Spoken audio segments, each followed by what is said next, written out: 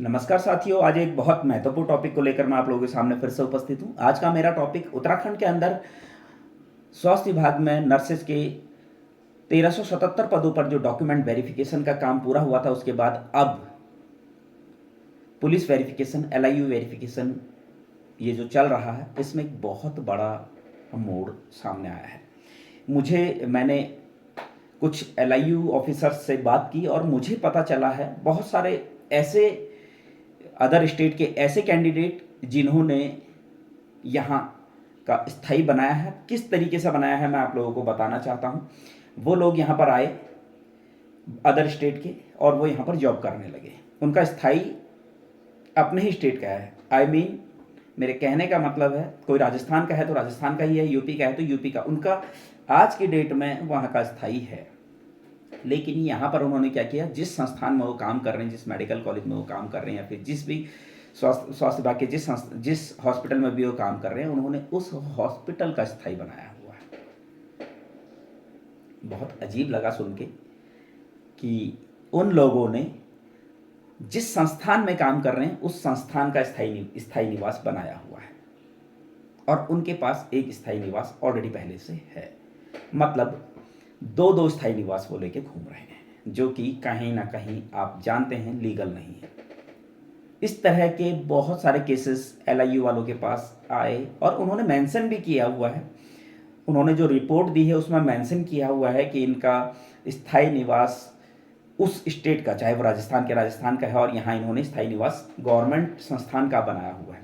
क्योंकि मेरी बात हुई उन ऑफिसर्स से, कुछ ऑफिसर्स से, और उन्होंने मुझे इस चीज़ की डिटेल दी कि ऐसा हो रहा है, ऐसे केसेस हमें मिल रहे हैं जो अदर स्टेट के हैं और उन्होंने यहाँ उस हॉस्पिटल का, सरकारी हॉस्पिटल का जो है वो स्थायी बनाया हुआ है और उनका स्थायी निवास उनके अपने स्टेट का भी है।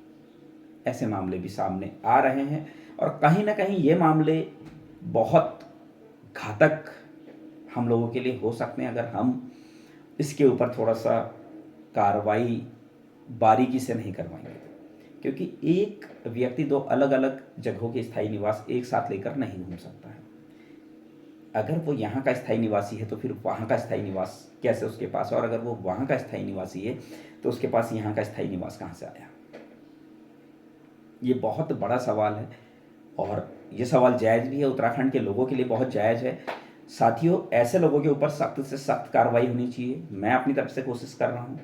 आपके सामने अगर कोई ऐसा केस आता है किसी के पास भी, मैं सभी से निवेदन करना चाहता हूँ, इस वीडियो के माध्यम से, अपने इस चैनल के माध्यम से, मैं सारे जितने भी मेरे जानने वाले या जो जानने वाले नहीं भी है, अगर वो मेरे इस वीडियो को देख रहे हैं, अगर उनके सामने ऐसा कोई केस आता है तो प्लीज़ आप लोग हम लोगों को सूचित करें। मेरे चैनल के माध्यम से आप मुझे सूचित करें। मेरा नंबर है 9634111715।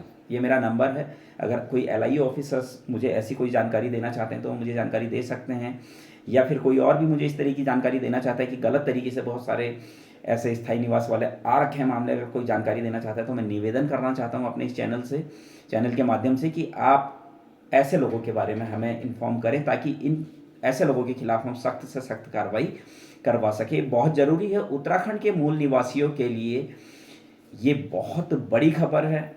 मैं फिर से आप लोगों को बताना चाहता हूँ, बाहर के अदर स्टेट के ऐसे लोग जिनके पास उनके स्टेट का डोमिसाइल स्थायी निवास है, वो यहाँ का भी स्थायी निवास बनाकर यहाँ अप्लाई कर चुके हैं, उनका सिलेक्शन हुआ है और डॉक्यूमेंट वेरिफिकेशन में ऐसे लोगों की पहचान की जा रही है। तो उनके खिलाफ भी हमको एक मुहिम चलानी पड़ेगी, उनके खिलाफ भी हमको कार्रवाई करवानी पड़ेगी। जब तक हम उनके खिलाफ कार्रवाई नहीं करवाएंगे, तब तक वो सामने नहीं आएंगे, तब तक वो इस भर्ती प्रक्रिया से बाहर नहीं होंगे।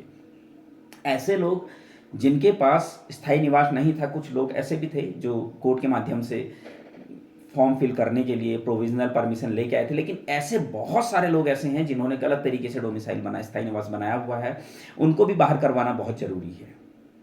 मैं अपने इस चैनल के माध्यम से, अपने इस वीडियो के माध्यम से उत्तराखंड के समस्त मूल निवासियों से सिर्फ और सिर्फ एक निवेदन कर रहा हूं, अगर ऐसा कोई भी शख्स आपकी नज़र में है तो उसके खिलाफ आप लोग हमें कंप्लेंट कीजिए, ताकि उस ऐसे शख्स को जो धोखाधड़ी करके इस भर्ती प्रक्रिया में सम्मिलित हो चुके हैं और अंदर हो चुके हैं, उनको हम बाहर करवा सकें। उम्मीद करता हूँ मेरी ये जानकारी आप लोगों को पसंद आई होगी। धन्यवाद।